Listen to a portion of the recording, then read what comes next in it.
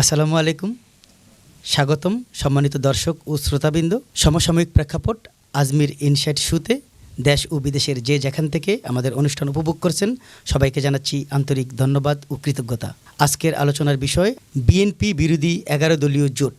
আজকে আমাদের স্টুডিওতে আলোচনার জন্য উপস্থিত আছেন বাংলাদেশ জামায়াতে ইসলামী মনোনীত সংসদ সদস্য প্রার্থী, ত্রয়োদশ জাতীয় সংসদ নির্বাচন, কুমিল্লা 5 কেন্দ্রীয় মজলিসে শুরা সদস্য, বাংলাদেশ জামায়াতে ইসলামী সাবেক কেন্দ্রীয় সভাপতি, ইসলামী ছাত্র শিবির এবং সহযোগী অধ্যাপক, বাংলাদেশ ইসলামী বিশ্ববিদ্যালয়, জনাব ডক্টর মোবারক হোসেন। মোবারক হোসেন, আপনাকে স্বাগতম আমাদের স্টুডিওতে। জি, আপনাকে ধন্যবাদ, থ্যাংক ইউ। আলোচনার জন্য স্টুডিওতে আরও উপস্থিত আছেন ডক্টর শামীম হামিদি, ত্রয়োদশ জাতীয় সংসদ নির্বাচনে পিরোজপুর 3 মঠবাড়িয়া উপজেলা থেকে জাতীয় নাগরিক পার্টি এনসিপি ও 11 দলীয় জোট মনোনীত প্রার্থী ছিলেন। স্বাগতম ডক্টর শামীম হামিদি আমাদের স্টুডিওতে। ধন্যবাদ আপনাকে। আলোচনার শুরুতেই আমরা যাচ্ছি ডক্টর মোবারক হোসেনের কাছে। ডক্টর মোবারক হোসেন, আপনার কাছে আমাদের প্রথম প্রশ্ন। ত্রয়োদশ জাতীয় সংসদ নির্বাচনে আপনি কুমিল্লা 5 বুড়িচং ও ব্রাহ্মণপাড়া উপজেলা থেকে বাংলাদেশ জামায়াত ইসলামী ও 11 দলীয় জোট মনোনীত প্রার্থী ছিলেন। দাঁড়িপাল্লা প্রতীক নিয়ে আপনি 1,24,000-এরও বেশি ভোট পেয়েছেন। আপনার সাথে বাংলাদেশ জাতীয়তাবাদী দল বিএনপি থেকে ধানের শীষ প্রতীক নিয়ে হাজী জসিমউদ্দিন প্রায় 9,000+ ভোট বেশি পেয়ে বিজয়ী হয়েছেন। যদিও আপনার দল এবং আপনার জোট বারবার আপনারা আলোচনা করেছেন, এবারের ইলেকশন ইঞ্জিনিয়ারিং ইলেকশন হয়েছে, ইঞ্জিনিয়ারিং করে আপনাদের অনেক প্রার্থীকে পরাজিত করা হয়েছে। ডক্টর মোবারক হোসেন, আপনিও কি মনে করেন হাজী জসিমউদ্দিন সাহেব বাংলাদেশ জাতীয়তাবাদী দল বিএনপির প্রার্থী হিসেবে ইঞ্জিনিয়ারিং করেই ডক্টর মোবারক হোসেনকে পরাজিত করেছেন? জি, ধন্যবাদ আপনাকে। আজকের এই অনুষ্ঠানটি যারা দেশ থেকে দেশের বাইরে থেকে দেখছেন সবাইকে আমি অন্তরস্থল থেকে শুভেচ্ছা জানাচ্ছি। বিশেষ করে কুমিল্লা 5 আমার নির্বাচনী এলাকা বুড়িচং ব্রাহ্মণপাড়াবাসীকে আমি ধন্যবাদ জানাচ্ছি, এবং যারা বিশেষ করে আবেগের সাথে এবং জুলাই আন্দোলনের সাইবার যোদ্ধা হিসেবে যারা ভূমিকা পালন করছেন আমাদের সম্মানিত প্রবাসী বন্ধুগণ। আমি আজকে ধন্যবাদ জানাচ্ছি আমাদের সম্মানিত উপস্থাপককে, আমাদের প্রিয় হামিদি ভাইকে, এবং আমাদের একজন বিজ্ঞ আলোচক এবং আমাদের এনসিপির অন্যতম দায়িত্বশীল জনাব ডক্টর শামীম হামিদি। আমি যে বিষয়টি আপনি উপস্থাপন করেছেন একটি সমসাময়িক ইস্যু, আমি যে বিষয়টি উপলব্ধি করতে পেরেছি যে আমার আসনে যেহেতু আর সারা দেশেই মানুষের ভিতরে একটি আলোচিত বিষয় হয়ে গেছে যে এই বছর ইঞ্জিনিয়ারিং করে মূলত বিএনপিকে ক্ষমতায় আনা হয়েছে। উপদেষ্টাদের ভিতরে একজন নিজে স্বীকার করেছেন যে জামাতকে মেন স্ট্রিমে আসতে দেওয়া হয়নি। তার মানে এটা বোঝা যায় যে এই বছর জামাত এবং 11 দল নেতৃত্বের জোট ক্ষমতায় আসার কথা ছিল, কিন্তু পরিকল্পিতভাবে ইঞ্জিনের কারণেই তাদেরকে এই ক্ষমতা থেকে বঞ্চিত করা হয়। এটা জাতির কাছে স্পষ্ট এবং তারা আত্মস্বীকৃতি দিয়েছেন। এবং এই সরকারের উচিত ছিল যে এই উপদেষ্টাদের যারা, এবং একজন উপদেষ্টাকে পররাষ্ট্র মন্ত্রণালয়ের দায়িত্ব দেওয়া হয়েছে সেটা আমরা জানি। তার মানে একজন উপদেষ্টাকে এই দায়িত্ব দেওয়া, তারপরে একজন উপদেষ্টা এই আত্মস্বীকৃতি দেওয়া, তাদের কাছ থেকে যদি সরকার অথবা ইন্টেলিজেন্স এজেন্সি যদি তার কাছ থেকে কথা নিতে পারতো তাহলে মনে হয় বিষয়টা ক্লিয়ার হয়ে যেত। তো আমি আমার আসন নিয়ে আমি বিষয় যেটা দেখছি যে তাদের ইলেকশন ইঞ্জিনিয়ারিং ছিল যে মাল্টি টাইপের ইলেকশনের ইঞ্জিনিয়ারিং ছিলেন, যেখানে যেটা প্রয়োজন, যেখানে যেই যতটুকু শক্তি দরকার তাদের কাছে অনেক রিপোর্টই ছিল। সেই রিপোর্টের আলোকে কোথায় কীভাবে ইঞ্জিনিয়ারিং করলে সেটা জিতা যাবে তারা সেই কৌশল অবলম্বন করছেন। তো আমার কাছে যেটা মনে হচ্ছে যে আমাদের এলাকার জনমানুষের স্রোত, বিশেষ করে প্রবাসী এবং আমাদের মা বোনেরা, তারা সবাই এলাকার ঐক্যবদ্ধ একটি গণজোয়ারে পরিণত হয়েছিল যে এই বছর দাঁড়িপাল্লা জিতবেন। আমরাও আশাবাদী ছিলাম যে না, আমরা সেই জায়গায় জিতবে, এবং জনগণের ঐক্যমত একটি ভালো ভূমিকা পালন করছেন। পাশাপাশি আমরাও সেই আশাবাদী নিয়ে আমরা কাজ করে যাচ্ছি। আমাদের যদি আবার ইলেকশনটায় সুষ্ঠু হয় আমরা পাস করব, এরকম জনগণের। ধন্যবাদ মোবারক। কিন্তু আপনাকে যিনি পরাজিত করেছেন বিএনপি প্রার্থী হাজী জসিমউদ্দিন সাহেব, এবং আপনার আসনে সাবেক আওয়ামী লীগ সরকারেরও যারা আলোচিত ব্যক্তিত্ব আছেন তারা আলোচনা করতেছেন, এবং তারা অনেকে বলা বলি করতেছেন যে জামায়াতে ইসলামী বা দাঁড়িপাল্লার 1,24,000+ ভোট বুড়িচঙ্গে নেই। বরং আপনারাই ইঞ্জিনিয়ারিং করে 1,24,000 প্লাস ভোট পেয়েছেন প্রথমত। দ্বিতীয়ত হাজি জসিমউদ্দিন সাহেব বা বিএনপির প্রার্থী তারা কি আওয়ামী লীগের ভোটগুলো সংযুক্ত করে অথবা আওয়ামী লীগের ভোটগুলো পেয়ে আপনাকে 9,000 প্লাস ভোটে পরাজিত করাইতে পারছে বলে আপনি মনে করেন, নাকি আসলে জামাত ইসলামেও ইঞ্জিনিয়ারিং করে 1,24,000 প্লাস ভোট আপনার আসনে পাইলেন? এই বিষয়ে আপনার বক্তব্য। ধন্যবাদ। আমাদের এলাকায় পাগলকে বললেও তারা বলবে যে এই বছর জারিপাল্লার পক্ষে যে গণজোয়ার উঠেছে সেটা আল্লাহ প্রদত্ত আমি মনে করি। এটা আমাদের এত ভোট ছিল না, এটা বাস্তব। এবং জনগণের যে আস্থা, আপনি প্রবাসী ভোটটাই দেখেন, যেখানে আমাদের প্রবাসী তো আমাদের অবস্থান এত বেশি ভালো ছিল না, তো এখানে প্রায় 90% ভোট আমাদের পক্ষে চলে আসছে। তার মানে কি বোঝায়, যেখানে আমি প্রায় 6,000 ভোট পেয়েছি সেখানে আমাদের প্রতিপক্ষ হাজি জসিমউদ্দিন ভাই পেয়েছেন 1,1900। তার মানে এখানে 90%-এর ওপরে আমরা ভোট পেয়েছি। এইটা তো আর ইলেকশন ইঞ্জিনিয়ারিং হয় নাই। এবং 4,000 ভোটকে তারা মানে প্রসাদ দেখানো হয়েছে অথবা মানে গণনায় আনা হয় নাই। আমার মনে হয় সেটাও যদি আনা হইতো সেখানেও আমাদের 4,000-এর ভিতরে আমি 3,000 পাইতাম বা তার চেয়ে বেশি পেতাম। তো এরকম করে আমার কাছে যেটা মানে যারা এটা বলেন যে আমরা ইলেকশন ইঞ্জিনিয়ার, আমরা যদি ইলেকশন ইঞ্জিনিয়ার করতাম তাহলে সারা দেশ চিত্রটা ভিন্ন হইতো। আজকে আমাদের ইঞ্জিনিয়ারিং না, আমরা যদি স্বাভাবিকভাবে সুষ্ঠু সুন্দর নিরপেক্ষ যেটা সরকার ঘোষণা দিয়েছিলেন সেটা দিলেই 11 জন নেতৃত্বাধীন যে দল, যে জামাত সহ যেটা, সেটাই রাষ্ট্রীয় ক্ষমতায় আসতেন। এটা বাস্তব যে সবার কাছে দীপালোকের মতো স্পষ্ট। ডক্টর মোবারক, তাহলে আপনার আলোচনা থেকে আমরা এটা আলোচনার বিষয় হিসেবে নিতে পারি যে বিএনপি অনেকগুলো আসনেই আওয়ামী লীগের ভোটে অথবা আওয়ামী লীগের প্রত্যক্ষ সহযোগিতাই বিজয়ী হয়েছে, বিশেষ করে আপনার আসনেও হয়েছে, আপনার কাছে প্রমাণ আছে। যেহেতু ইঞ্জিনিয়ারিংয়ের কথাটা বারবার আসতেছে, আমার জামায়াত ইসলামের প্রতিনিধি হিসেবে, কেন্দ্রীয় মজলিসে শুরা সদস্য হিসেবে আপনার কাছে প্রশ্ন, ইলেকশন ইঞ্জিনিয়ারিং হওয়ার পরে, আপনারা জানার পরে, বোঝার পরে এই ফলাফল প্রত্যাখ্যান করলেন না কেন? আপনারা বিরোধী দল হিসেবে দায়িত্ব গ্রহণ করলেন কেন? সংসদে শপথ নিলেন কেন? এবং সংসদে প্রধান বিরোধী দলের ভূমিকা পালন করতেছেন কেন? আপনারা কেন গণ আন্দোলনে গেলেন না অথবা গণ আন্দোলনের ভূমিকা পালন করলেন না? এই বিষয়ে আপনার মতামত কী? ধন্যবাদ আপনাকে। জাতি দীর্ঘদিন যাবতই সুন্দর সুষ্ঠু ইলেকশন থেকে বঞ্চিত ছিল। জনগণের প্রত্যাশা ছিল যে এই বছর একটি সুন্দর ইলেকশন হবে। এরপরও কারচুপি হয়েছে। অন্য বছর যেটা দিনে দুপুরে ডাকাতি যেটা বলা হয় সেই পরিমাণটা আমরা বলবো না, কারণ যেখানে যে ধরনের কৌশল নেওয়া দরকার সেটা তারা নিয়েছেন এবং তারা সূক্ষ্ম সুন্দর পরিকল্পনা নিয়ে কিভাবে রাষ্ট্রীয় ক্ষমতা আসা যায় সেই পরিকল্পনা তারা নিয়েছেন। তো এই ক্ষেত্রে যে বিষয়টা যদি বিরোধী দল এখন যা আমরা, আর এক্ষেত্রে যদি 11 দলীয় জোট এবং জামাত ইসলামী এই ফলাফল না মেনে নিতেন, আন্দোলন করতেন, অথবা রাষ্ট্রের জন্য একটা বড় ক্ষতি হইতো এবং অশুভ শক্তি আসার একটা বড় সম্ভাবনা তৈরি হয়েছিল এবং একটা বিদ্রোহ হওয়ার একটা বড় সম্ভাবনা তৈরি হয়েছিল। সকল কিছু দেশের স্বার্থে, জনগণের স্বার্থে। আবার আমরা চাই 5টা বছর যে যাক ওনারা যদি চলে গেছে তারা সুন্দরভাবে চালাক, এরকম একটি স্বপ্ন নিয়ে কিন্তু একটা অনেক কষ্টের মাঝে হইলেও এটাকে ইলেকশনকে মেনে নেওয়া হয়েছে। তো সেক্ষেত্রে কোন কোন ক্ষেত্রেগুলো অনিয়ম, কী বিষয়গুলো সবগুলো কিন্তু আমাদের সংবাদ সম্মেলন করে আমাদের সংগঠনের পক্ষ থেকে কিন্তু সবগুলো বিষয় বলে দেওয়া হয়েছে। বলে দেওয়ার পরেও আমাদের এই সামগ্রিক দেশের স্বার্থ চিন্তা করে এবং অশুভ শক্তি যেন দেশে না আসতে পারে এরকম একটি চক্রান্ত অনেকেই করছিলেন। সেই চক্রান্ত থেকে মুক্ত থাকার জন্য মূলত 11 দল জোট পরামর্শ করেই মূলত এই রেজাল্টকে মেনে নেওয়া হয়। ধন্যবাদ ডক্টর মোবারক হোসেন। আমরা আসছি আপনার কাছে। আমরা এখন ফিরব ডক্টর শামীম হামিদির কাছে।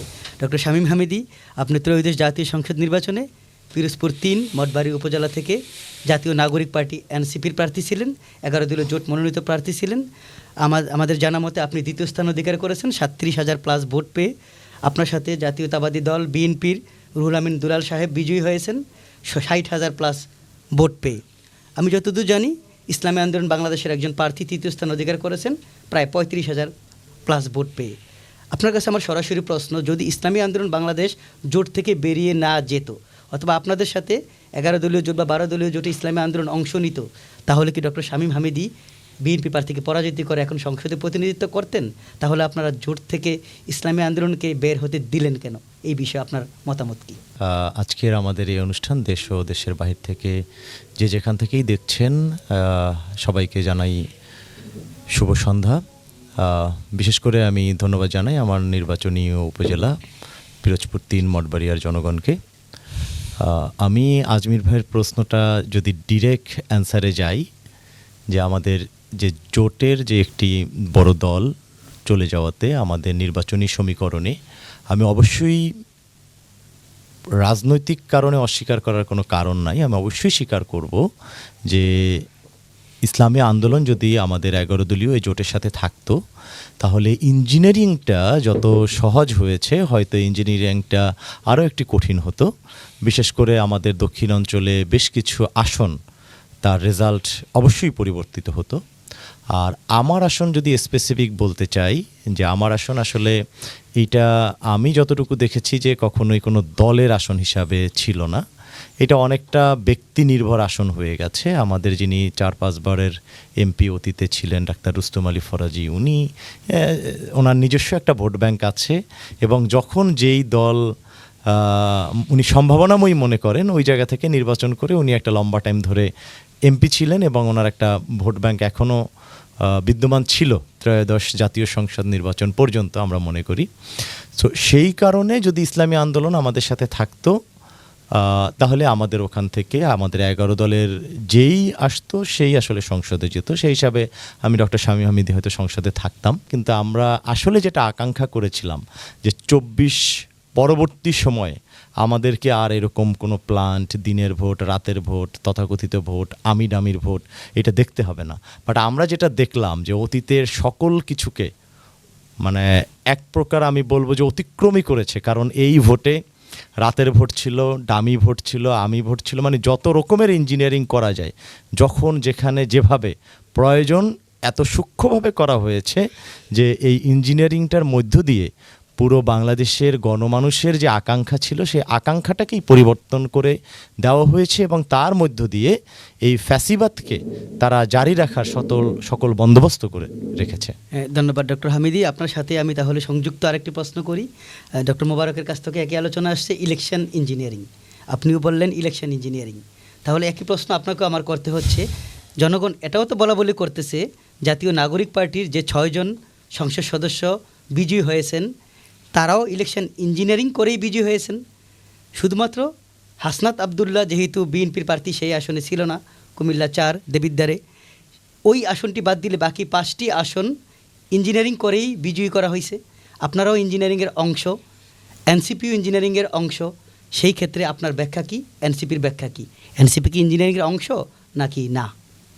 হ্যাঁ, অবশ্যই এনসিপি ইঞ্জিনিয়ারিংয়ের শিকার হয়েছে। আপনি যেখানে 6 জনকে দেখছেন বা একজনকে বাদ দিয়ে বাকি 5 জনকে দেখছেন, আমরা দেখছি আমাদের আরও 8-10 জনকে ইঞ্জিনিয়ারিং করে হারিয়ে দেওয়া হয়েছে।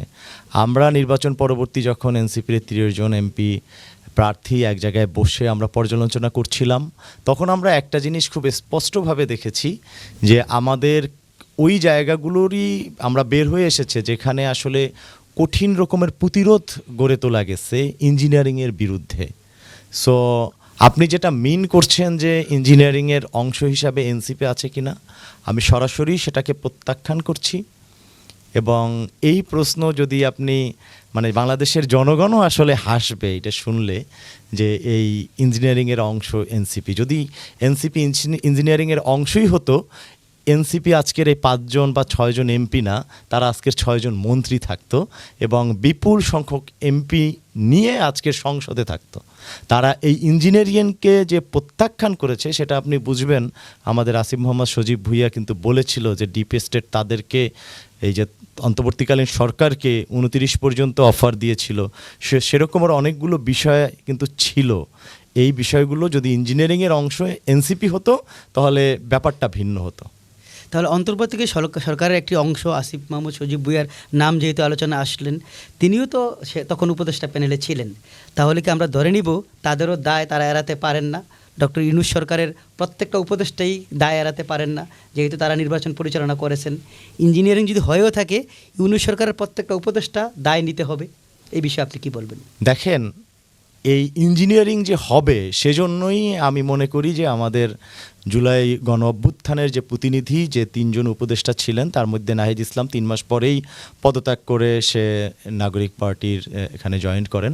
বাকি যে 2 উপদেষ্টা আমি যতটুকু জানি যে তারা থাকার চেষ্টা করলেও তারা কিন্তু নির্বাচন পর্যন্ত থাকতে পারেননি, যাতে এই ইঞ্জিনিয়ারিংটা সহজ এবং সুন্দরভাবে করা যায়।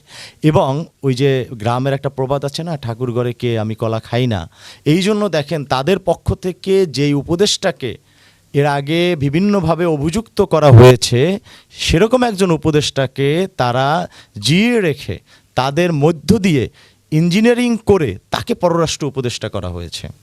আপনি বুঝতে পেরেছেন যে তাহলে কি পরিমাণে ইঞ্জিনিয়ারিং আসলে প্রি ইঞ্জিনিয়ারিং হয়েছে, যে ওই তত্ত্বাবধায়ক সরকারের মধ্য থেকেই পুরো রাষ্ট্রযন্ত্রটাকে যাতে কাজে লাগাতে পারে সেজন্য বিভিন্নভাবে স্টিগমা দিয়ে বিভিন্নভাবে ন্যারেটিভ উৎপাদন করে যাতে ওখানে জুলাইয়ের কোনো শক্তি এই অন্যায় যদি বাধাগ্রস্ত করতে না পারে সেজন্য তাদেরকে বিভিন্নভাবে পদত্যাগ করতে বাধ্য করা তাহলে হয়েছে। হামিদি আপনাকে আমাকে প্রশ্ন করতেই হচ্ছে, তাহলে এই ইঞ্জিনিয়ারিং ইলেকশনের ফলাফল 11 দলীয় জোট মেনে নিলেন কেন? আপনারা সংসদ সদস্য হিসেবে সংসদে শপথ নিলেন কেন? এবং এখনও আপনার দলের যিনি প্রধান নাহিদ ইসলাম বিরোধী দলীয় চিফ হিসেবে দায়িত্ব পালন করতেছেন, তাহলে আপনারা দায়িত্ব গ্রহণ করলেন কেন? গণ আন্দোলনে গেলেন না কেন? দেখেন, আমার সহ-আলোচক মোবারক ভাই এ বিষয়ে একটু কথা বলেছেন, আমি ওটাকে সাপ্লিমেন্ট ধরে আপনাকে জাস্ট আমি আরেকটু যদি বলি যে এত কিছুর পরেও আমরা চাইনি যে এই দেশটা আবার পিছনের দিকে যাক। আমরা চেয়েছিলাম, যেহেতু 2টি ভোট ওখানে হয়েছে, গণভোটে 70% মানুষ হ্যাঁ দিয়েছে, এই হ্যাঁ বাস্তবায়ন করার জন্য হলেও আমাদের সংসদে যেতে হবে কাঠামোগত সংস্কারের জন্য। আমরা যদি নিজেরা সংসদের বাইরে থেকেও যদি আমরা এই গণভোটটার যে আমাদের জুলাই সনদটা এটাকে যদি কার্যকরী করতে পারতাম, আমরা যদি পূর্ণাঙ্গ রাষ্ট্র কাঠামোকে সংস্কার করতে পারতাম, তাহলেও আমরা মনে করেছিলাম যে আমাদের এই যে ছোট পাওয়াটা এইটাকে বাদ দিয়ে আমাদের নিজস্ব আকাঙ্ক্ষাটা যে একজন সংসদ সদস্য হতে পারে না, ইঞ্জিনিয়ারিং করে তাকে সংসদ থেকে বাহিরে রাখা হয়েছে, তার পরিবর্তে সারা বাংলাদেশের মানুষের যে গণ আকাঙ্ক্ষা জুলাই সনদ বাস্তবায়ন এবং নূতন একটা বাংলাদেশ বিনির্মাণের স্বপ্ন, সেই জুলাই সনদ যদি বাস্তবায়ন হয় সে লক্ষ্যেই আমরা কিন্তু আসলে সংসদে 2টা শপথই পড়েছিলাম রাজনীতি। হ্যাঁ, ধন্যবাদ হামিদি। ফিরবো আপনার সাথে আবারও। আমরা এখন যাচ্ছি আবার ডক্টর মোবারক হোসেনের কাছে।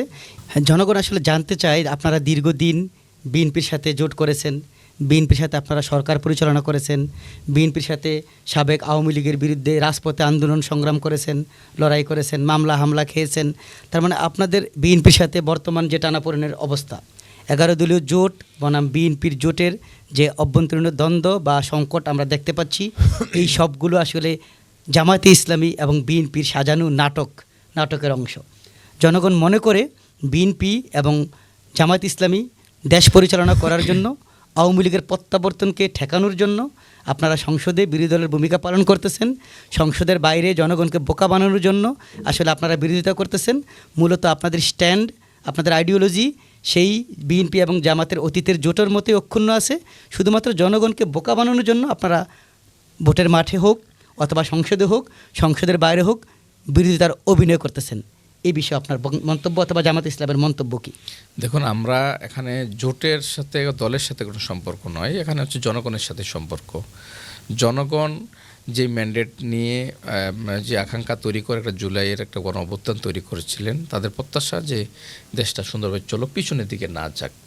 এটা জামাত সবসময় দেশের পক্ষে, দেশপ্রেমে, দেশের অস্তিত্ব রক্ষার পক্ষে, জনগণের পক্ষে চেষ্টা করে ভূমিকা রাখার জন্যে। তো সেই জায়গায় একটি মানবিক বাংলাদেশ গড়ার জন্য আমাদের সম্মানিত আমিরে জামাত অনেক সকল দলগুলোর সাথেই কমিউনিকেশন করে, যোগাযোগ করে সেই প্ল্যাটফর্মের চেষ্টা করে যাচ্ছিলেন। তো এটা আমাদের বুঝে আসে না যে অতীতে যেভাবে 17 বছর যারা দেশকে চালিয়েছিলেন সেই পথে যদি কেউ হাঁটে, সেক্ষেত্রে তো জনগণ কখনো মেনে নিবে না। এটা দলের স্বার্থে না, মানে আমরা তর্ক করার সাথে তর্ক করা হচ্ছে না। এখানে সংসদে স্পষ্ট হয়ে আসছে যে ইস্যুগুলোতে জনগণের পক্ষে আমাদের বিরোধী দলের যারা 11 দলের জোটের এমপি সংসদস্যবৃন্দ আছেন তারা কথা বলছেন। আর তার বিপরীতে যে বিষয়গুলো এখন বিশেষ করে এখানে বড় পার্থক্য তৈরি হচ্ছে জুলাই সনদকে নিয়েই। জুলাই সনদটা যদি বাস্তবায়ন করা হয় তাহলে আর ছোটোখাটো বিষয়গুলো নিয়ে এত বেশি মতানৈক্য থাকবে আমি মনে করি না।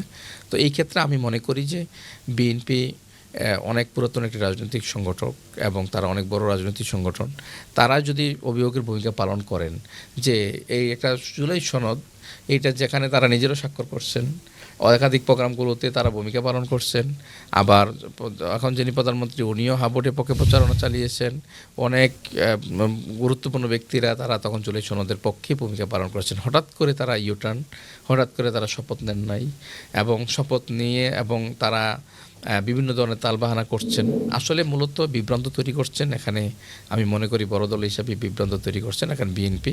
আর বিএনপিকে এই সমাধানটা করতে হবে, কারণ জনগণের কাছে স্পষ্ট করতে হবে যে না আমরা জুলাই সনদের পক্ষে কি না পক্ষে। এটা যদি স্পষ্ট করে দেয় তাহলে জনগণই বুঝতে পারবে যে না আমরা এতদিন যে কষ্ট করে যে জুলাই অবস্থান তৈরি করছি সেটা আসলে বাস্তবতায় গিয়ে বিএনপি পক্ষে ছিলেন না, তারা মেকি ছিলেন, তারা চান না যে জুলাই সনদ বাস্তবায়ন হোক।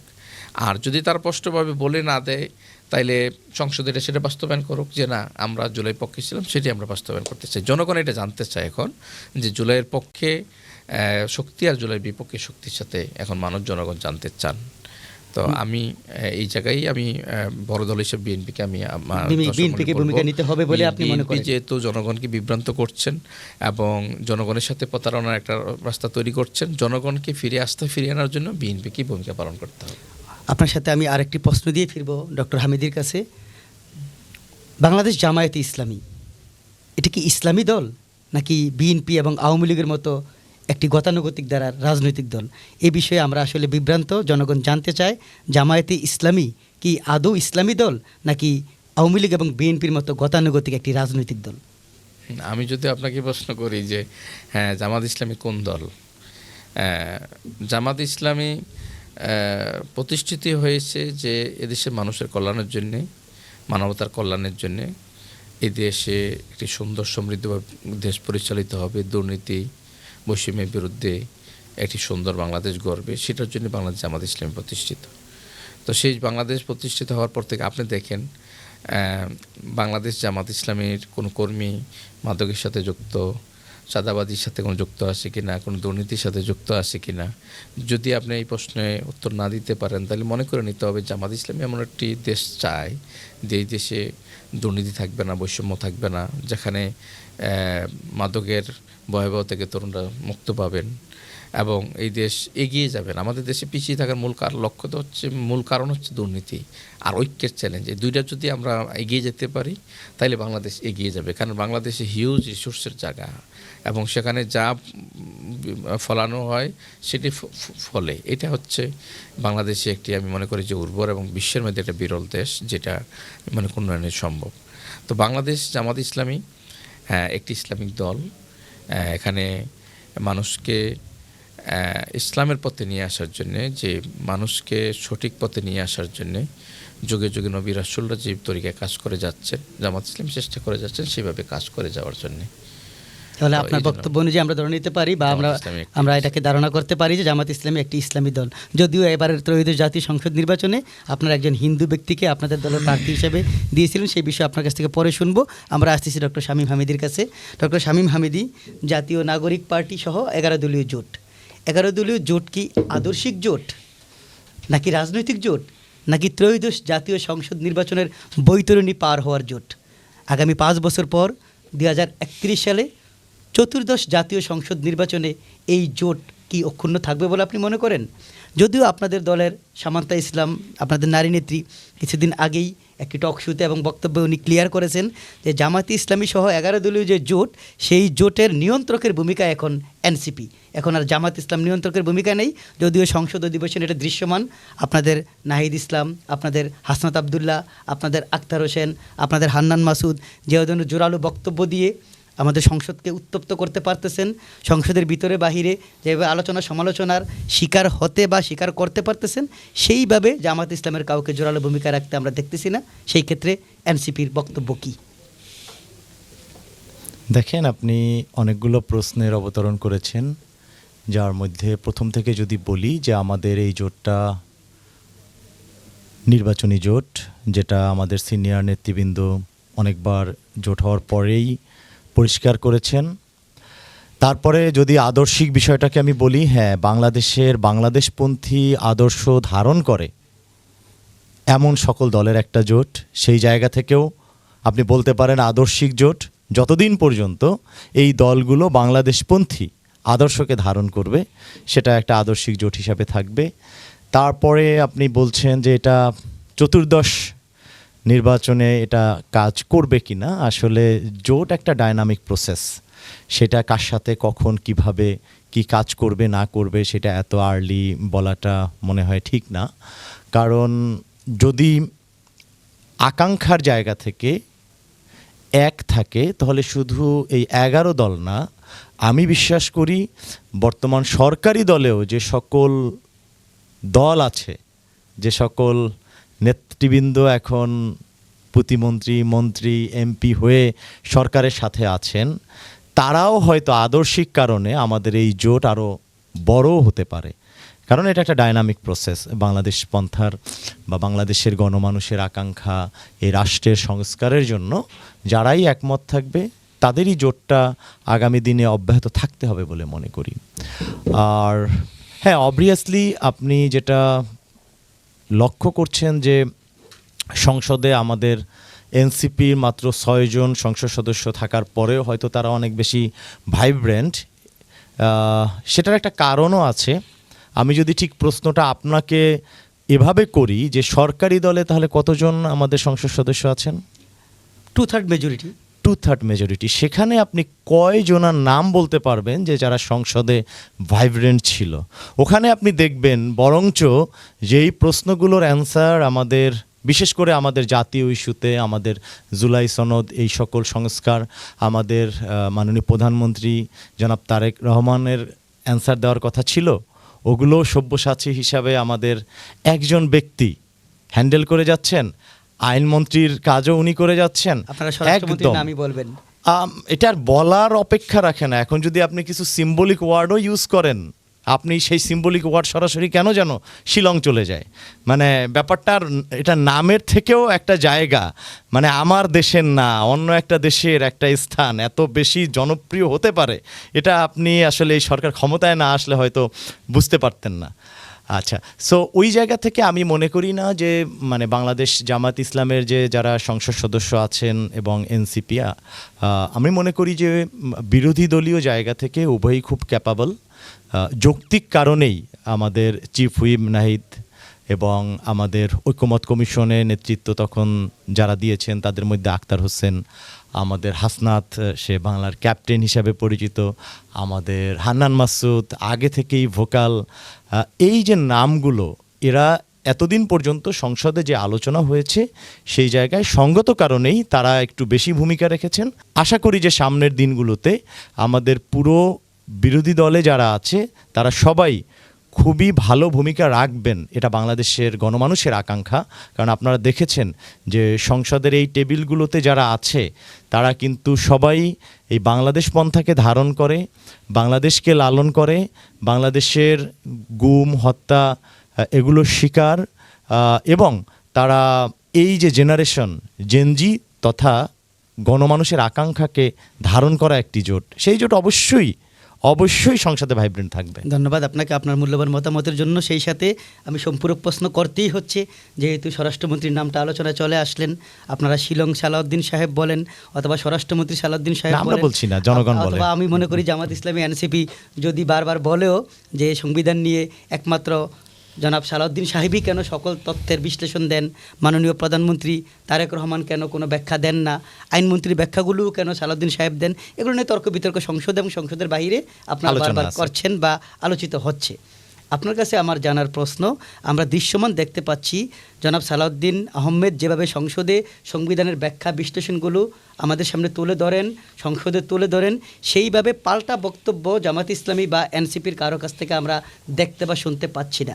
আপনার দল নতুন, সেই হিসাবে আপনার দলের 6 জন তরুণ সংসদ সদস্য, তাদের সংসদের বিধি বিধান, প্রসিডিউর, নিয়ম নীতি জামাত ইসলামের মতো অভিজ্ঞতা কম বলে হয়তো অনেক ক্ষেত্রেই আপনারা যে মাননীয় স্পিকারের অনুমোদন সাপেক্ষে অথবা অনুমোদন ছাড়াই দাঁড়িয়ে যান, কথা বলতে চান, প্রশ্ন করতে চান। তো এই জায়গাগুলো যদিও সংসদে বিএনপি প্রত্যাখ্যান করে যাচ্ছে, এগুলাকে দৃষ্টিকটু বলে অপপ্রচার করার চেষ্টা করতেছে বলে আপনারা বারবার বলতেছেন আর কি। সেই ক্ষেত্রে আসলে আপনাদের বক্তব্য কী? এটা কি আপনাদের সংবিধান অজ্ঞতা জামাত ইসলামী সহ 11 দলীয় জোটের, না আদৌ সালাউদ্দিন সাহেব একক সকল বক্তব্য দিচ্ছেন বলে আপনারা তা প্রত্যাখ্যান করতেছেন? আপনারা 2 থেকে 3 বার অলরেডি ওয়াকআউট করে ফেলছেন, সেটা গণভোট ইস্যু হোক, জুলাই সনদ বাস্তবায়ন ইস্যু হোক। সেই বিষয়ে সালাউদ্দিন সাহেবের সাথে না পেরেই আপনারা বিরোধিতা করতেছেন, না আদৌ আসলে উনি সকল প্রশ্নের উত্তর একাই দিতে চাচ্ছেন? কি বলতে চাচ্ছেন? দেখেন, এখানে পারা না পারার প্রশ্ন না, এইখানে প্রশ্ন হলো, আপনি খুব স্পষ্টই দেখবেন যে আমরা কিন্তু মানে 12 তারিখের পর থেকে মোটামুটি এই রাষ্ট্র সেই পুরনো যে কাঠামো, সেই কাঠামোটার মধ্য দিয়েই চলছে। সংসদেও যতই বাহির থেকে লেভেল প্লেয়িং ফিল্ড দেখানো হোক না কেন, সেটা আমাদের ওই 12 তারিখের নির্বাচনের মতোই ভিতরে দেখানো, উপরে দেখানো হচ্ছে একদমই সুষ্ঠু ভোট, ভিতরে ইঞ্জিনিয়ারিং। সো এই যে দেখেন জনাব সালাউদ্দিন সাহেব উনি যখন বক্তব্য করছেন কোনো একটা বিষয়ের উপরে, উনি যখন 10 মিনিট কথা বলছেন, তার যুক্তি খণ্ডনের জন্য যখন অপোজিট পাশ থেকে 2 মিনিট আসছে, সেটা কিন্তু আসলে ঠিকঠাক মতন আপনার আকাঙ্ক্ষাকে পূরণ করতে পারছেন না। 1 2 নম্বরে হলো উনি মোটামুটি এমন একটা অবয়ব তৈরি করে ফেলেছেন যে একমাত্র বাংলাদেশে এই মুহূর্তে সংবিধান বোদ্ধা উনিই আছেন। এর বাহিরে যে যাই বলুক, সেটা যদি সাংবিধানিক কথাও হয় এবং উনি যদি বলে যে না এটা সাংবিধানিক না, পাবলিক পারসেপশনে এমনভাবে ব্যাপারটাকে তৈরি করা হয়েছে, উনি যেটা বলছেন সেটা যদি অসত্যও হয়, সেটাই সংবিধান। দেখেন, এই প্রসঙ্গে আমাদের 11 দলীয় জোটের এমপি প্রার্থী ছিলেন ব্যারিস্টার ফুয়াদ ভাই, উনি কিন্তু একটা ওপেন চ্যালেঞ্জ দিছিলেন যে আমি আর শিশির থাকবো এবং এই প্রশ্নের জবাব যদি ওভাবে দেওয়া যায়। আসলে ব্যাপারটা আপনাকে আমি প্রথম দিকে বলছিলাম, তার বক্তব্যকে যারা খণ্ডন করতে পারতেন, কারণ উনি যখন বক্তব্য দিচ্ছেন তার সাথে কিন্তু আমাদের ঐক্যমত কমিশনের আলোচনার একটা ব্যাকগ্রাউন্ড আছে। সেই ব্যাকগ্রাউন্ডে যারা ওই কমিশনে ছিল, তার মধ্য থেকে আমাদের সংসদে কিন্তু আমাদের বিরোধী দলীয় সংসদ সদস্যদের মধ্যে সংখ্যাটা কম। এবং আমরা বলছি যে ইঞ্জিনিয়ারিংয়ের প্রথম এবং প্রধান কাজই হলো এইটা, যাতে জুলাই সনদ বাস্তবায়ন না হতে পারে। এবং সেজন্য ওই ঐক্যমত কমিশনে যারা সবচেয়ে বেশি ভূমিকা রেখেছিলেন, সেই শিশির মনির থেকে শুরু করে আমাদের জাবেদ রাসিন, সরোয়ার তুষার, সাইফ মুস্তাফিজ, এদেরকে ইঞ্জিনিয়ারিং করে আসতে দেওয়া হয়নি এই জন্য যাতে ওটাকে জাতির কাছে ভুলভাল করে উপস্থাপন করে জুলাই সনদকে বাদ দেওয়া যায়। ধন্যবাদ ডক্টর হামিদি। আমরা আবার ফেরত যাচ্ছি ডক্টর মোবারক হোসেনের কাছে। ডক্টর মোবারক হোসেন, আমরা এখন আসলে 2টি নির্বাচন নিয়ে আলোচনা করব। একটি নারী সংসদ সদস্য নির্বাচন আর একটি আসন্ন স্থানীয় সরকার নির্বাচন। আমরা দেখতে পাচ্ছি অলরেডি বিএনপি পরিচালনা করতেছে এবং কিছুদিনের ভিতরেই আমরা সংরক্ষিত নারী আসনের সংসদ সদস্যদেরকে দেখতে পাবো। সেই ক্ষেত্রে আমরা দেখতে পেলাম মনে হয় 36টির মতো আসন, মহিলা আসন বিএনপি পাবে। আপনারা এবং আপনাদের জোট 13টি আসন পাবেন এবং স্বতন্ত্র থেকে 1টি আসন পাবে। সেই ক্ষেত্রে আপনাদের 13টি আসনের মধ্যে এনসিপি থেকে 1টি আসন এবং আপনাদের জামাত ইসলামী থেকে 12টি আসন। এখন আপনাদের নারী সংসদ সদস্য নির্বাচনের ক্ষেত্রে জামাত ইসলামের আসলে ক্রাইটেরিয়া কি?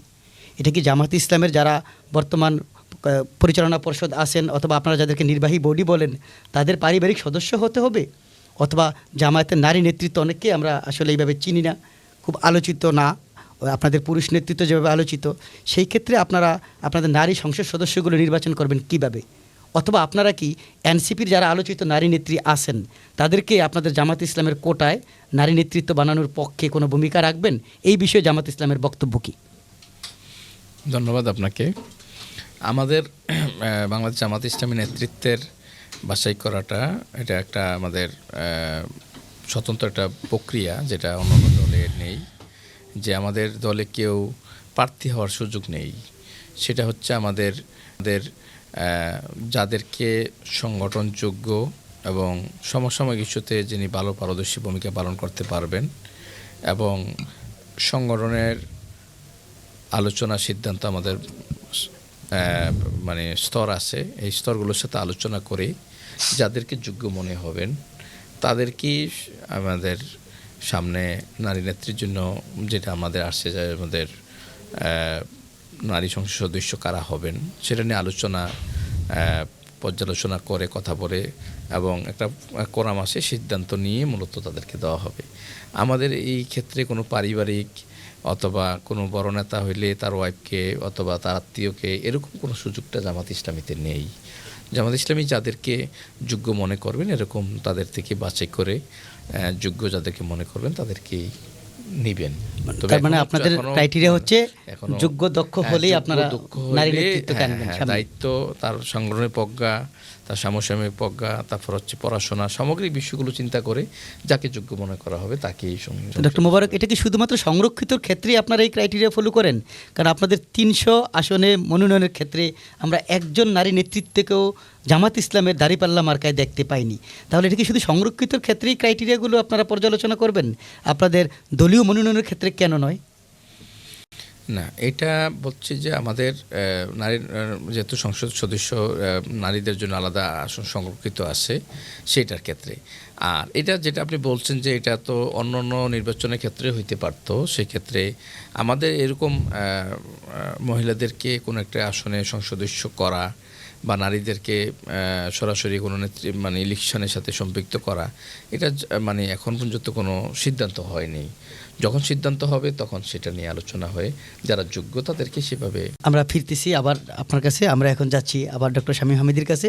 ডক্টর শামীম হামিদি, আমরা দুইটা বিষয় নিয়ে ডক্টর মোবারকের সাথে আলোচনা করলাম, আপনার সাথেও আমরা আলোচনা করতে চাচ্ছি। এনসিপি তাদের সকল বক্তব্যে, জামাত ইসলাম যদিও বলে অল্প, বাট এনসিপি প্রত্যেক বক্তব্যে বিগত সরকার, আওয়ামী লীগ সরকারকে ফ্যাসিস্ট, ফেসিবাদের দোসর বিভিন্ন নামে আখ্যায়িত করে।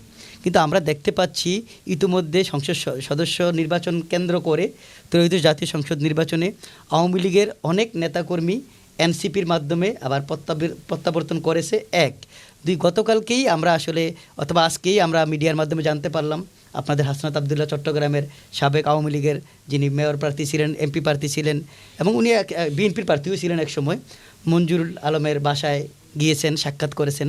এখানে লুকোমুখে একটি কথা প্রচলিত আছে যে মঞ্জুরুল আলম বা সাবেক মেয়র আপনাদের এনসিপির প্রার্থী হতে চাচ্ছেন।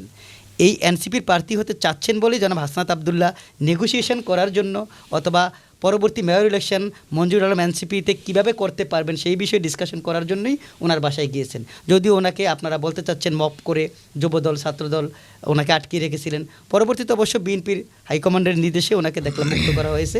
উনি একটা নিজে বক্তব্য দিয়েছেন হাসনাত আবদুল্লাহ যে না, রাজনীতিতে এরকম ভুল বোঝাবুঝি হয়, আমাদের মধ্যে ভুল বোঝাবুঝির অবসান হয়েছে। আসলে হাসনাত আবদুল্লাহর মঞ্জুর আলমের বাসায় যাওয়ার কারণ কি?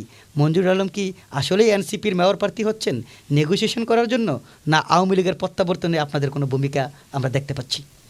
দেখেন, আপনি যেটা বলছেন যে আওয়ামী লীগের প্রত্যাবর্তনের একটা সুযোগ হচ্ছে এনসিপির মধ্য দিয়ে, এটা আসলে পরিপূর্ণভাবে অসত্য একটা বিষয়। সেটা যদি হতো তাহলে এই ত্রয়োদশ জাতীয় সংসদ নির্বাচনে আপনারা হয়তো সেটা দেখতেন যে এনসিপি তাদেরকে প্রত্যাবর্তনের মধ্য দিয়ে তাদের ভোটটাকে নিয়ে হয়তো সংসদে যেতে চাচ্ছে, কিন্তু একদম নির্বাচনের পূর্ব মুহূর্ত পর্যন্ত, অদ্যবধি পর্যন্ত তারা কিন্তু স্ট্রেট ফরওয়ার্ড একটা বক্তব্যই দিয়ে আসছে এবং তারা 5ই আগস্ট পরবর্তী সময়ে প্রত্যেকটা ক্ষেত্রে তারা এই ইস্যুতে কনস্ট্যান্ট ছিল। বরঞ্চ আমাকে ধরেন সেদিন একজন প্রশ্ন করলো, তোমরা সংসদে আওয়ামী লীগকে নিষিদ্ধ করেই দিলা। আমি তাকে উল্টো বললাম যে দেখেন, আপনি যে প্রশ্নটা করেছেন, যারা বরঞ্চ 2/3 সংখ্যাগরিষ্ঠতা নিয়ে এই সংসদে আওয়ামী লীগকে তার সংগঠন হিসাবে নিষিদ্ধ করলো, তারাই নির্বাচনের আগে, ঠিক ইমিডিয়েট নির্বাচনের আগে তারা তাদেরকে বিভিন্নভাবে উসলিয়ে ফুসলিয়ে তাদের ভোটটা নেওয়ার জন্য নানা রকমের প্রলোভন দেখিয়েছে এবং অনেক কল রেকর্ডও ফাঁস হয়েছে, আপনারা দেখবেন। এবং তার পূর্ববর্তী সময়ে তারা তাদেরকে বিভিন্নভাবে উৎখুশ নিয়ে, চাঁদা নিয়ে, বিভিন্ন হুমকি ধুমকি দিয়ে তাদের বিভিন্ন কেস মামলার ভয় দেখিয়ে এলাকায় পুনর্বাসন করেছে।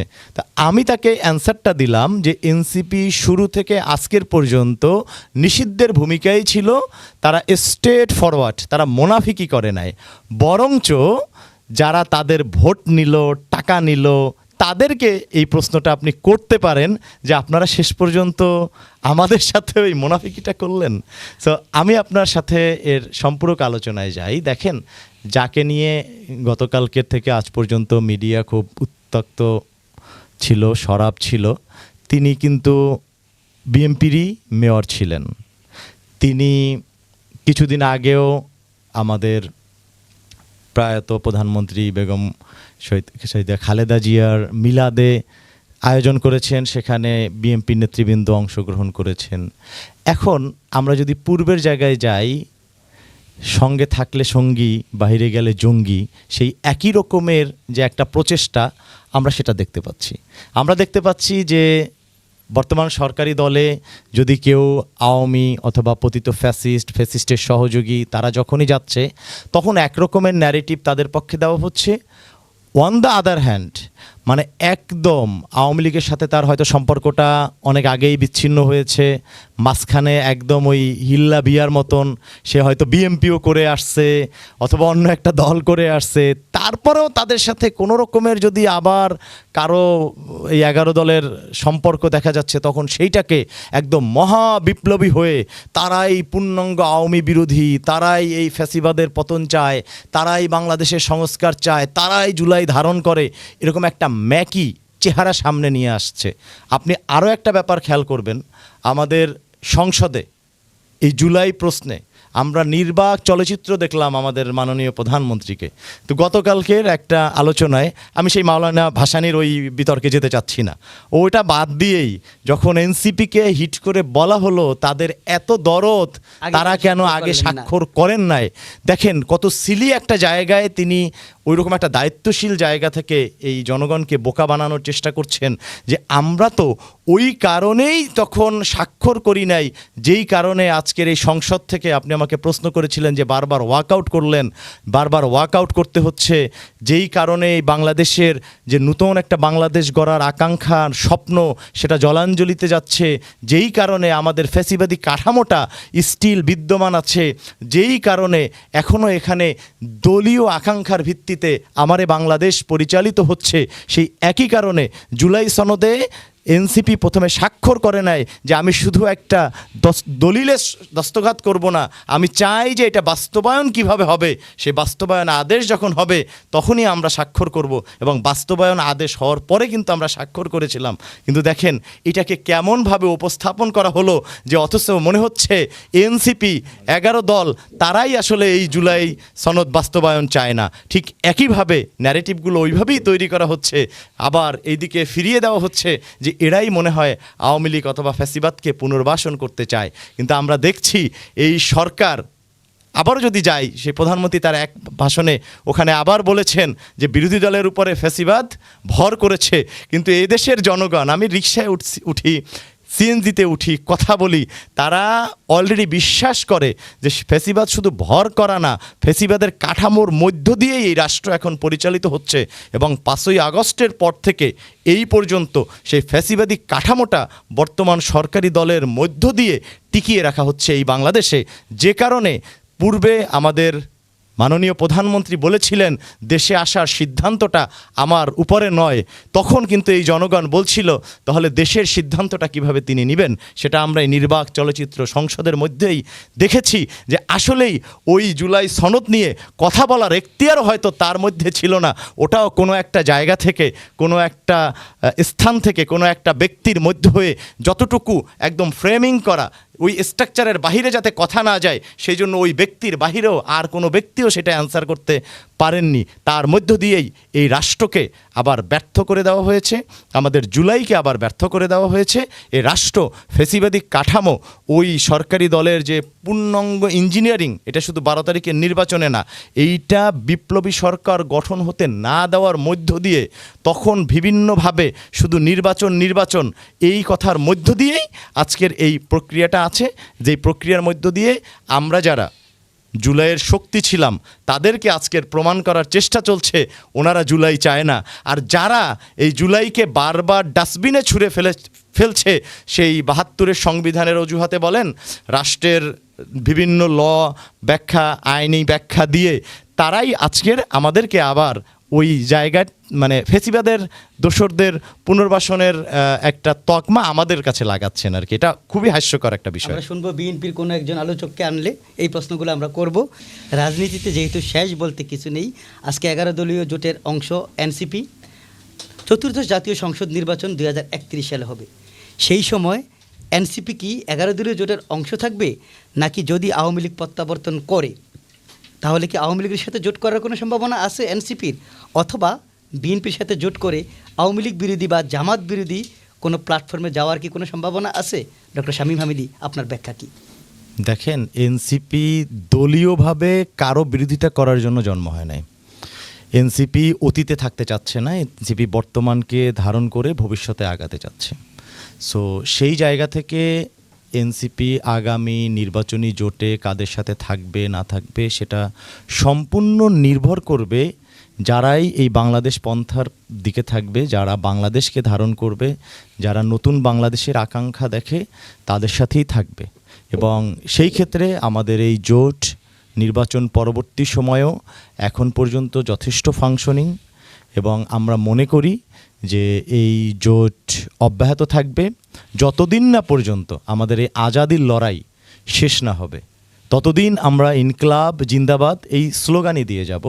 এই স্লোগানে যারা বিশ্বাসী, যারা আমাদের শহীদ ওসমান হাদির ইনসাফের রাষ্ট্র কায়েম করার জন্য মনে প্রাণে আকাঙ্ক্ষা ধারণ করে, তাদেরকে নিয়ে আগামীর জোট হবে। সেই জোটে আপনি যে শব্দটি বলেছেন, যদি তারা কোনো না কোনোভাবে ব্যাক করে, আমরা মনে করি না যে ব্যাক করবে, কারণ সেই ব্যাক করার মতন অবস্থা বর্তমানে নেই। যদি যেটা ধারণা করা হয় বিএমপির হাত ধরে যদি তারা ব্যাক করে, আমি সেটাও বিলিভ করি না যে বিএমপি এত বড় একটা বোকামি করবে। কারণ আপনি আমার আসনই হিসাব করেন, যদি তাদের ভোটগুলো তারা ভয় ভীতি দেখিয়ে না নিতে পারতো তাহলে সে ওখানে এমপি হতে পারতো না। এরকম সারা বাংলাদেশে তাদের ভোটগুলো যদি না থাকে তাহলে বিএমপির এমপি হওয়ার, বিএমপির সরকার গঠন করার আর কোনো সুযোগ থাকে না। আর এই নির্বাচনের মধ্য দিয়ে একটা জিনিস খুবই পরিষ্কার হয়েছে যে জামাত এনসিপি এই জোটের মধ্যে তাদের ভোটের সংখ্যা এবার খুবই নগণ্য ছিল, ব্যবধান অনেক কম। এবং যেটা তারা দলীয়ভাবেও যদি এই দেশে রাজনীতিতে আসে তখন এই জোটের যে ভোটের পার্সেন্টেজ সেটাতে অনেক বড় একটা ইফেক্ট আমাদের দিকে ফেলবে না, বরঞ্চ সেই সুবিধাটা আমাদের জোটই হয়তো পাবে। আমি মনে করি না আসবে। সো তখন কি হবে, আলটিমেটলি সে আসলেও যাদের উপরে ভর করে এখন বিভিন্ন জায়গায় উৎখুশ দিয়ে চাঁদা দিয়ে কেস থেকে বের হতে হচ্ছে বা এলাকায় চাঁদা দিয়ে থাকতে হচ্ছে, তাদের সাথেই তাদের আনুগত্য মেনেই হয়তো তাদের সাথে থাকতে হবে। সো ব্যাপারটা খুব আমার কাছে মনে হয় যে উভয়েরই চাওয়া পাওয়ার উপরে নির্ভর করে আর কি। বিএনপি মানে সেটা সরকারি দল তারা চাবেন কিনা, হ্যাঁ, সেই জায়গা থেকে আমি মনে করি যে বাংলাদেশ জামাত ইসলাম এনসিপি সহ অন্যান্য দলগুলোর যে 11 দলীয় জোট আছে এই জোটটা আরও বড় হবে, কলবর আরও অনেক বড় হবে, এবং সেখানে এখন যারা জোটের বাহিরে আছেন তারাও যেমন আসবেন, এবং সাধারণ জনগণ এবারও যাদেরকে আপনি রাতে গিয়ে 200 টাকা দিয়ে ওনার ভোটটা নিতে পারছেন, 500 টাকা দিয়ে ভোট নিতে পারছেন, অথবা আপনি আমার ভোটটা চুরি করে নিতে পারছেন, তারাও এই জোটকে বাঁচানোর জন্য তাদের সর্বস্ব দিয়ে চেষ্টা করবে। কেন আমি আপনাকে একটু সাপ্লিমেন্ট দেই। আমি আমার বাসা থেকে বের হয়ে শুনি এক মহিলা খুব উচ্চবাচ্য চিল্লাপাল্লা করছে, তাকে চাল দেওয়ার নামে সকালে এনে বিকেল পর্যন্ত রাখা হয়েছিল ওই যে সরকারি চাল, সে পায়নি। তো তখন গালাগালিটা এভাবে করছে যে তখন তো টাকা দিয়ে আমাকে কোরআন শপথ করাইলা, এইটা হইলে এইটা হবে। তাহলে এই যে টাকা দেওয়ার পরে কোরআন শপথ করে তার যে ভোট দেওয়া, এই চিত্রটাও আগামীতে বদলে যাবে, এবং এই অংশটা বাংলাদেশপন্থী, বাংলাদেশকে যারা ধারণ করে তাদেরকেই আগামী বাংলাদেশ নেতৃত্বে নিয়ে যাবে। আমরাও চাই, সাধারণ জনগণও চায় বাংলাদেশের রাজনীতির পরিবর্তন হোক, ভোটাধিকার প্রয়োগে জনগণের ন্যায্য ভোটাধিকার প্রয়োগ হোক। আমরা অনুষ্ঠানের একদম শেষ পর্যায়ে ডক্টর মোবারক হোসেন, এক বাক্যে আপনি আপনার নির্বাচনী আসন কুমিল্লা 5 বুড়িচং ব্রাহ্মণপাড়াবাসী এবং জামাত ইসলামের পক্ষ থেকে দেশবাসীর উদ্দেশ্যে কিছু বলতে চান? হ্যাঁ, ধন্যবাদ। আমি আমার কুমিল্লা 5 বুড়িচং ব্রাহ্মণপাড়াবাসীকে সবসময় হৃদয় থেকে লালন করি, এবং তাদের যে ভালোবাসা এবং তারা যে অক্লান্ত পরিশ্রম করেছেন, আমি তাদের কাছে চিরঋণী। আমি সর্ব অবস্থায় আগেও যেভাবে জনগণের সাথে, এলাকাবাসীর সাথে সবসময় আসি, থাকবো ইনশাআল্লাহ। যে কোনো উন্নয়নে এবং আমাদের দেশে শিক্ষা, আমার এলাকার শিক্ষা সংস্কৃতি উন্নয়নে, একটি মাদকমুক্ত সমাজ গঠনে, একটি সুন্দর পরিবেশ গঠনে আমরা সবাই মিলে কাজ করতে চাই। আমরা চলুন ঐক্যবদ্ধভাবে আগামী দিন কুমিল্লা পাসকে আমরা গড়ি। আর আমাদের সম্মানিত দেশবাসীকে আমি অনুরোধ করব যে আমরা যে লক্ষ্য টার্গেট নিয়ে আমরা দেশকে পিছাইতে চাই না, আমরা সামনে এগিয়ে নিতে চাই। সেই লক্ষ্যে আমরা সবাই মিলে ঐক্যবদ্ধভাবে আগামী দিনে দেশকে এগিয়ে নেওয়ার জন্যে আমরা যেই আমাদের তরুণ প্রজন্ম যেই জন্য আমাদের একটি জুলাই অভ্যুত্থান হয়েছে, যে স্বপ্ন নিয়ে যে আমাদের জুলাই সনদ বাস্তবায়নের মাধ্যমে আমরা যেন সবাই জুলাই সনদ বাস্তবায়নের জন্য ঐক্যবদ্ধ হই এবং একটি সুন্দর বাংলাদেশে আমরা স্বপ্ন দেখি। আমরা একটি দুর্নীতিমুক্ত, বৈষম্যমুক্ত বাংলাদেশ গড়ার স্বপ্ন নিয়ে আমরা কাজ করি। সেই প্রত্যাশা রেখে আমি সবাইকে ধন্যবাদ জানিয়ে আমার কথা শেষ করছি। আসসালামু আলাইকুম রহমতুল্লাহি ওয়া বারাকাতুহু। ধন্যবাদ ডক্টর মোবারক হোসেন। আমরা যাচ্ছি ডক্টর শামীম হামিদির কাছে। ডক্টর শামীম হামিদি, অনুষ্ঠানের একদম শেষ পর্যায়ে এক বাক্যে আপনি আপনার নির্বাচনী আসন পিরোজপুর 3 মঠবাড়ি উপজেলাবাসীর উদ্দেশ্যে এবং এনসিপির পক্ষ থেকে দেশবাসীর উদ্দেশ্যে কিছু বলতে চান। ধন্যবাদ। আমি আমার নির্বাচনী আসন পিরোজপুর 3 মঠবাড়িয়ার সর্বস্তরের জনগণের কাছে কৃতজ্ঞ। তারা খুব অল্প সময়ে আমাকে যে ভালোবাসা দেখিয়েছেন, বিশেষ করে আমাদের প্রবাসী ভাই বোনেরা, তারা পোস্টাল বোর্ডে বিপুল ভোটে আমাকে ওখানে বিজয়ী করেছেন। আমাদের মা বোনেরা তারা অক্লান্ত পরিশ্রম করেছেন আমাদের এই 11 দলীয় জোটকে বিজয়ী করার ক্ষেত্রে। তারা তাদের সর্বস্ব দিয়ে আমাকে ভালোবেসেছেন। আমার নির্বাচনী আসনের একদম সর্বস্তরের জনগণ তারা মনে প্রাণে আমাকে যে ভালোবাসা দিয়েছেন, এই ভালোবাসার প্রতি আমি ঋণী। তাদের এই ঋণ পরিশোধ করার জন্যই আমি তাদেরকে ওয়াদা করেছিলাম যে আমি সার্বক্ষণিক আপনাদের পাশে থাকব। আমি মঠবাড়িয়া উপজেলার সকল উন্নয়ন সংকট সকল কিছুতে তাদের পাশে আছি এবং থাকব ইনশাআল্লাহ। এবং আগামী বাংলাদেশ বিনির্মাণে তারা এবার যেভাবে ঐক্যবদ্ধভাবে ঝাঁপিয়ে পড়েছে এবং যে সকল দুর্বলতা আমাদের ছিল সেগুলো যাতে আমরা সামগ্রিকভাবে কাটিয়ে উঠতে পারি, এখন থেকেই আমাদের সেই জায়গাটায় সবাইকে আহ্বান করব যাতে আমরা সচেষ্ট হই। আর এনসিপির পক্ষ থেকে আমি দেশবাসীকে শুধু এতটুকুই বলবো যে আমাদের হাদির একটা আকাঙ্ক্ষা ছিল যে আমার বিচারটা যাতে হয়। আমরা এখনও সেই বিচারটা পাইনি। আমাদের 1500 শহীদের আকাঙ্ক্ষা ছিল বাংলাদেশকে একটা ইনসাফের রাষ্ট্র হিসাবে প্রতিষ্ঠা করা। আমাদের 30,000-এর অধিক আহত ভাইয়েরা এখনও বিভিন্ন অঙ্গহানি নিয়ে পথে ঘাটে হেঁটে বেড়াচ্ছেন, যে আমাদের এই রাষ্ট্রটা যাতে সংস্কার হয়, যাতে এইখানে একটা সাম্য প্রতিষ্ঠা হয়। সে সাম্য প্রতিষ্ঠার জন্য যে আমরা এক দলিলে স্বাক্ষর করেছিলাম, সেটা এই সংসদে 2/3 মেজরিটির অহমিকা দেখিয়ে তাদের নিজেদের ইচ্ছা মতন যেভাবে ছুঁড়ে ফেলে দেওয়া হলো, সেটার বিরুদ্ধে যাতে আমরা ঐক্যবদ্ধভাবে আবারও দাঁড়াতে পারি, আবারও যাতে আমার ভবিষ্যৎ প্রজন্ম, আমার এই রাষ্ট্র, এই রাষ্ট্রের নাটাই যাতে অন্য কোনো দেশের হাতে, কোনো ফ্যাসিস্ট দলের হাতে, কোনো ফ্যাসিস্ট কাঠামোর মধ্যে আবদ্ধ না হয়, সেই আন্দোলনের যদি আবার ডাক আসে, যাতে তারা আবার সেই জুলাইয়ের মতোই, সেই আবু সাইদের মতোই আবার দুহাত অপসারিত করে আবার এই রাজপথে আসে এই রাষ্ট্রটাকে নূতন করে বিনির্মাণের জন্য। এ বলে আমি আমার কথা শেষ করছি। আসসালামু আলাইকুম। ধন্যবাদ ডক্টর শামীম হামিদি। ধন্যবাদ ডক্টর মোবারক হোসেন। leadingnews.net-এর পক্ষ থেকে আপনাদেরকে আন্তরিক ধন্যবাদ।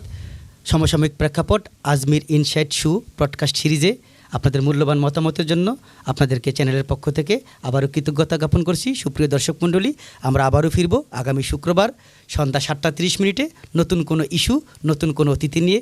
সেই পর্যন্ত সবাই ভালো থাকবেন, সুস্থ থাকবেন এবং নিরাপদ থাকবেন। আমাদের চ্যানেলটি সাবস্ক্রাইব করবেন। আপনাদের মূল্যবান মতামত, পরামর্শ এবং আলোচনা সমালোচনা আমাদের ভিডিওর কমেন্ট বক্সে জানাবেন। আল্লাহ হাফেজ।